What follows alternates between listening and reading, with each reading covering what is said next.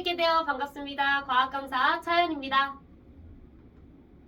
간략한 제 소개고요. 저는 현재 대치와 분당 그리고 송파에서 생명과학 수업을 진행하고 있습니다. 아마 이 영상은 이제 계정생명과학을 공부해야 하는 학생들과 학부모님들께서 주로 보시게 될 것 같은데요. 계정생명과학과 관련된 사안들 말씀드리고 또 이번에 진행하는 겨울특강 수업에 대해서도 설명드리도록 하겠습니다. 우선 이제 계정생명과학은 이제 교과와 구성에 있어서 변화가 있는데요. 학생들이 고등학교 2학년과 3학년에 걸쳐서 선택 과목을 수강하게 되었고요. 일반 선택 과목에는 이제 물화생지 4과목이 있고 여기서 이제 2개씩 파생이 되어서 진로 선택에는 이제 8개의 과목이 있습니다. 지금 보시는 화면은 제가 생명과학 계열만 좀 가지고 왔고요. 학생들이 고등학교 1학년 때 했던 통합과학의 경우에는 공통 과목이기 때문에 과목 선택의 유불리라는 것이 없던 반면에 이 선택 과목은 등급별 인원수가 달라지기 때문에 과목 선택의 유불리가 이제 생기게 되었고요. 메디컬 계열을 희망하는 학생들을 포함해서 대다수의 학생들이 이제 생명과학을 선택할 것으로 예상이 되고 있기 때문에 생명과학이 1등급을 받기에 가장 유리한 과목이라고 보실 수 있겠습니다. 계정 생명과학 구성을 보시면 가장 큰 변화는 이 유전 파트입니다. 기존 생명과학에서 학생들이 이제 생명과학과 멀어지게 만들었던 유전 파트의 60% 정도가 제외가 되었는데요. 이렇게 되면 이제 학습량도 많이 줄어들고 시험도 좀 쉬워지는 것이 아니냐라고 이제 생각하실 수도 있겠지만 또 그렇지만도 않습니다. 이유는 이제 기존 생명과학은 1년 동안 진행이 되었던 반면에 계정 생명과학은 한 학기로 축소되어 진행이 되기 때문에 학생들이 준비해야 되는 학습량 자체는 유사하다고 볼 수 있겠고요. 또 하나는 기존에도 이제 어렵게 출제가 됐던 신경자극 전도와 전달 이 파트와 그 다음에 유전의 그 생지세포 파트가 여전히 고난도 추론형 형태로 출제가 될 것이기 때문에 난이도 자체도 현재와 비슷할 것으로 보이고 또 하나는 이 생명과학 2에 있던 진화와 분류 파트가 포함이 되었습니다. 그래서 이 부분은 또 학생들이 암기할 것이 많고 경험해야 되는 그래픽 자료가 많기 때문에 선행 강도, 준비해야 되는 학습량, 그 다음에 난이도 자체는 현재와 유사하다고 보실 수 있겠습니다.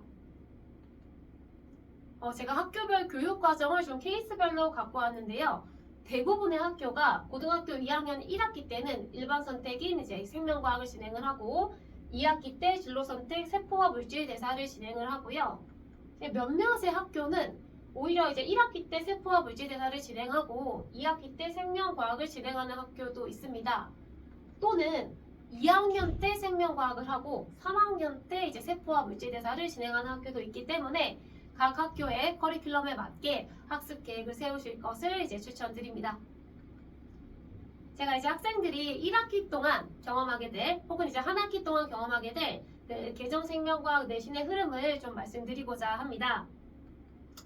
우선 이제 중간고사에는 1단원과 2단원 그 이제 항상성이 조금 포함이 되거나 이제 항상성 이전까지 이 정도로 범위를 예상을 하고 있고요. 이렇게 되면 그 1학기 중간고사의 이제 점수를 결정하는 주요 포인트는 신경의 전도와 전달 파트가 될 것입니다. 그래서 이 부분은 굉장히 문제를 체계적으로 접근을 해야 되고 단계적으로 풀어내는 것과 동시에 수학적인 계산까지 요구가 되기 때문에 연습을 많이 해야 되는 파트라고 보시면 되겠고요.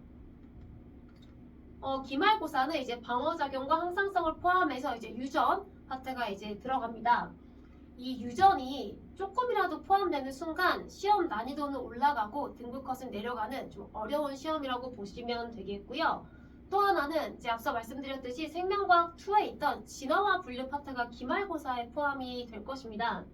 이 진화와 분류 파트는 이제 학교 선생님께서 이제 작정하고 세부적인 내용까지 건드리기 시작하면 암기할 것이 너무나 많은 단원이기 때문에 이제 기말고사를 학생들이 준비하실 때는 미리미리 좀 개념을 정리하고 요약하는 준비가 좀 필요하겠고요. 또 하나는 이제 유전 파트에 대비해서 역시 계획적인 풀이를 미리미리 습득을 해놓고 이제 고난이도 문제를 적용할 수 있는 그런 상황이 될 수 있도록 많이 준비를 하셔야 되겠습니다. 이건 제가 이제 추론형 문항을 좀 설명드리고 싶어서 가지고 왔는데요. 이제 첫 번째 보시는 문제는 학생들이 1학기 중간고사 때 경험하게 될 추론형 문항이고, 여기 있는 문제는 학생들이 1학기 기말고사 때 경험하게 될 또 추론형 문항입니다. 이 생명과학 문제 유형을 이제 크게 두 개로 나누면 하나는 개념형이고 하나는 이제 추론형인데요. 이 개념형 문항은 학생들이 개념을 공부하고 습득해서 잘 암기하고 있는지를 확인하는 문항이라고 보시면 되겠고요. 이 추론형 문항은 학생들이 이제 습득한 개념을 얼마나 논리적으로 끌고 갈 수 있는지를 묻는 문항이라고 보시면 되겠습니다. 그래서 지금 보시는 것처럼 문항 자체의 길이가 좀 길고요. 그 다음에 자료 해석이 복잡하기 때문에 무엇보다 학생들이 이제 타임 어택, 그 시간 부족 현상이 항상 일어난다고 보시면 됩니다. 굉장히 많은 연습과 그 다음에 시간이 좀 필요하다고 보시면 됩니다. 제가 이제 내신 기출 유형을 조금 세부적으로 말씀드리려고 가지고 왔는데요. 우선은 내신에 이제 교과 기본 개념이 출제가 됩니다. 그래서 교과 기본 개념이 일부 출제가 되고 또 일부는 평가원교육청 EBS 스타일의 추론형 문항이 출제가 됩니다. 그래서 이 두 개를 이제 기본 틀로 한다고 보시면 되는데, 여기에다가 이제 학교별로 등급의 변별력을 좀 위해서 지역적인 이론을 추가한다던가, 또 하나는 굉장히 고난도, 파이널 계열의 굉장히 고난도 자료의 문항을 추가한다던가 해서 이제 등급을 완벽하게 가를 수 있는 구성을 좀 취한다고 보시면 되겠고요. 사실 이 구성은 계정생명과학에서도 유지가 될 것으로 보입니다. 다만 여기에 이제 계정생명과학의 경우에는 서술형이 좀 많이 추가가 될 것으로 예상이 되고요. 또 하나는 이제 기존 생명과학은 수능 과목이기 때문에 교과의 틀에서 많이 벗어난 내용은 시험에 직접적으로 출제되지는 않았습니다. 그러나 이제 계정생명과학은 내신 과목이기 때문에 선생님들의 어떤 학문적 관점이 반영된 세부적인 내용이 추가될 가능성이 더 높다고 보시면 됩니다. 그래서 이제 학생들이 이제 학습 전략을 세우실 때 이번 겨울 동안에는 단단한 뼈대를 마련하는 것을 목표로 하셔야 됩니다. 그래서 겨울 동안 단단한 뼈대를 잘 구축을 해서 학기에 들어가서는 이 뼈대에 단계적으로 살을 붙이고, 이제 시험에 앞서서는 학교별로 던져주는 이제 변칙이 있습니다. 그래서 그 변칙이라는 장식물을 나름대로 붙여서 완벽한 작업물을 만들어서 시험장에 들어가시는 것을 전략으로 세우셔야 되겠고요. 그러기 위해서는 이제 특히 계정생명과학의 여러 파트들 중에서도 이 네 가지 파트에 조금 더 시간을 투자하셔야 됩니다. 그래서 앞서 말씀드렸듯이 신경의 전도와 전달, 그리고 세포 분열 파트는 고난도 추론형 문항으로 출제되는 파트이기 때문에 학생들이 이제 풀이 계획을 세우는 연습부터 시작을 해서 마지막 답을 이끄는 과정까지 많이 반복적인 수행이 좀 필요하시겠고요. 그 다음에 항상성 파트와 이제 분류 파트는 그 용어와 개념, 그리고 이제 자료, 그래픽 자료들이 정말 다양하게 많이 출제되기 때문에 많은 경험을 또 해야 되는 단원이라고 보시면 됩니다. 그래서 제가 이번에 진행하는 겨울 특강 수업은 이제 두 가지의 초점이 맞춰져 있습니다. 이제 첫 번째는 학생들이 이제 개념을 탄탄하게 구축을 해서 단단한 뼈대를 만드는 작업을 또 저와 할 거고요. 또 하나는 이제 익숙치 않은 풀이 계획을 세우는 연습을 좀 해야 됩니다. 문제에서 어디에 시선을 먼저 둬야 되는지부터 시작을 해서 문제에 어떻게 표시를 해야 가시적으로 문제가 잘 들어오는지까지 제가 건드려 줄 거고요. 그 다음에 단계적으로 문제를 해결하는 방법, 미션을 해결하듯 단계적으로 해결해서 결국 원하는 답을 도출하는 이 일련의 과정을 저와 연습하고 습득하는 수업이라고 보시면 되겠고요. 그 다음에 방학 때 또 이제 초고난도 문제까지 저랑 한번 경험해보고 이제 우리가 이 정도까지 할 줄 알아야 되는구나 같이 한번 느껴보고 연습을 할 계획입니다. 수업은 이제 자체 개념서로 진행이 되는데 제 자체 교재는 제가 직접 제작한 교재고요. 저와 함께 이제 키워드를 채워 나가는 작업을 하면서 수업을 함께 진행을 할 거고요.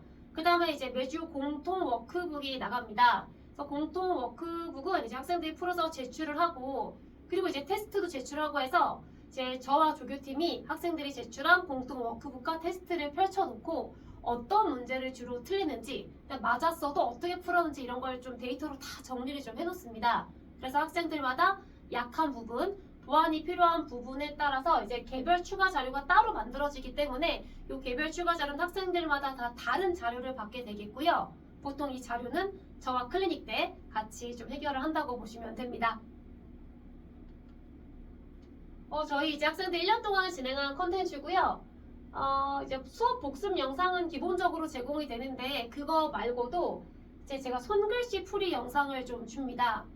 이 생명과학이 이제 해설지를 보시면 너무 길어서 학생들이 좀 잘 안 보려고 하더라고요. 그래서 제가 이제 손글씨로 문제를 직접 풀어서 풀이 영상을 제공을 하고 있고요.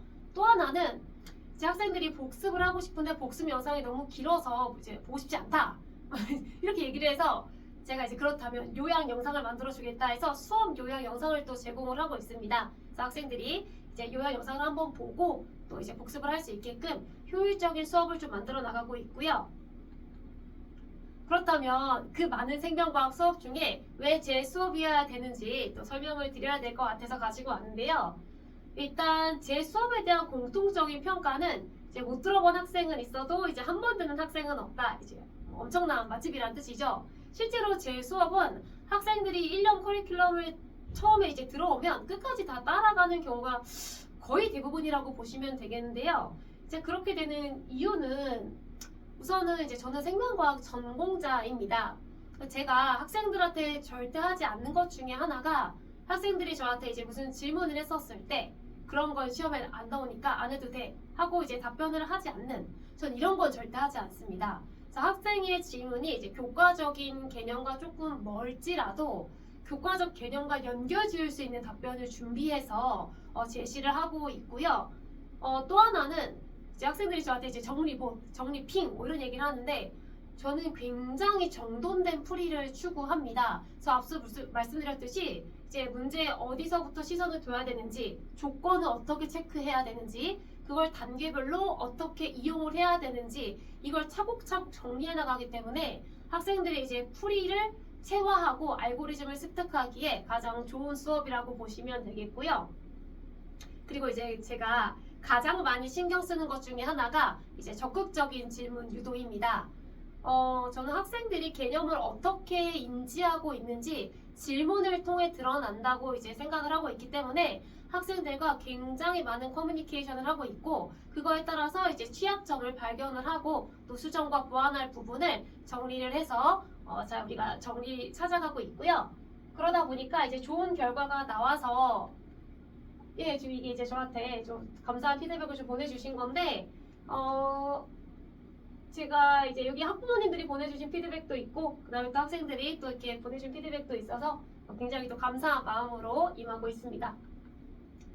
관리 프로그램 같은 경우에는 이제 학생과 조교팀과 제가 소통하는 채널이 하나가 있고 또 학부모님과 제가 소통하는 채널이 있습니다. 학부모님과 제가 소통하는 채널을 통해서는 보통 학부모님들 이제 문의를 주시거나 혹은 상담을 주시거나 그렇게 활용을 하고 있고요.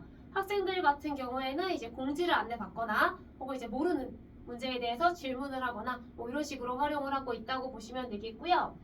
그리고 이제 앞서 말씀드렸듯이 저희가 이제 테스트랑 그다음에 워크북을 다 걷어서 데이터로 다 정리해 놓기 때문에 어떻게 공부를 해야 되는지 어떤 부분이 보완이 필요한지를 프로그램을 제시하기 때문에 최적의 학습 컨텐츠를 좀 지원하고 있다고 보시면 되겠고요.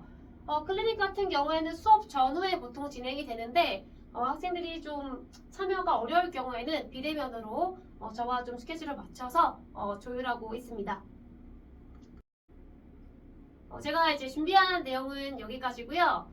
학생들이 이제 겨울 때 꼭 하셔야 되는 건 개념의 뼈대를 잡는 것과 그 다음에 풀이 계획을 습득하는 것, 이 두 부분에 초점을 맞추셨으면 좋겠고요. 그래야지만 학기 중에 들어가서 승기를 잡을 수 있는 기회를 또 마련을 한다는 것을 꼭 기억해 두셨으면 좋겠고 지금 보시는 이 연구실 번호로 이제 궁금하신 부분 있으면 문자 남겨주시거나 하시면 저희가 이제 확인하는 대로 답변을 드리고 있고 또 하나는 카카오톡에 이제 차연과학탐구 검색하시면 저와 소통할 수 있는 채널이 뜹니다. 그래서 그쪽으로 문의 남겨주시면 제가 또 확인하는 대로 답변 드리도록 하겠습니다. 감사합니다.